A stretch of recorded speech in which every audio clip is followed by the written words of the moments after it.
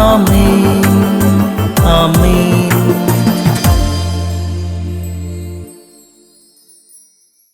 യേശുവിന്റെ സ്വന്തമായ നിന്റെ ഒറ്റപ്പെട്ട വേദനകളെ നോക്കി ഈ നാളുകളിൽ, ഈ ദിവസങ്ങളിൽ ഒക്കെ നീ കടന്നുപോയ അഗ്നി പരീക്ഷകളെ കാണുന്ന ദൈവം അരുളി ചെയ്യുന്നു. ജെറമിയ 51:36 കർത്താവ് അരുളി ചെയ്യുന്നു, ഞാൻ നിനക്ക് വേണ്ടി വാദിക്കും. നിനക്ക് വേണ്ടി നിലനിന്നവരുണ്ട്, നിനക്ക് വേണ്ടി പാർഷ്യൽ സപ്പോർട്ട് നൽകിയവരുണ്ട്, പലപ്പോഴും നിന്നെ പിടിച്ചു നിർത്തിയ മനുഷ്യരുണ്ട്, നീ കെണിയിലോ വിധിയിലോ പെടാതിരിക്കാൻ നിനക്ക് ഒത്താശ ചെയ്തവരുണ്ട്. പക്ഷെ അവരൊക്കെ കുറെ കഴിഞ്ഞപ്പോ വിട്ടുപോയി.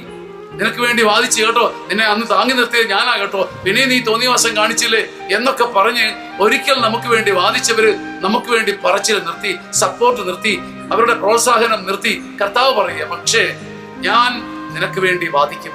ഇതൊരു എറ്റേണൽ വാദമാണ്. സ്വർഗപിതാവിന്റെ മുമ്പിൽ പുത്രൻ നടത്തുന്ന എറ്റേണൽ വാദം, നിത്യമായ വാദം. പിതാവിന്റെ മുമ്പിൽ അഡ്വക്കേറ്റിനെ പോലെ കർത്താവ് അരുളി ചെയ്യുന്നു, ഞാൻ നിനക്ക് വേണ്ടി വാദിക്കും. കർത്താവിന്റെ വാദം എന്നെ സംരക്ഷിക്കട്ടെ. കർത്താവ് നിനക്ക് വേണ്ടി വാദിച്ച് നിനക്ക് നീതി നടത്തി തരട്ടെ.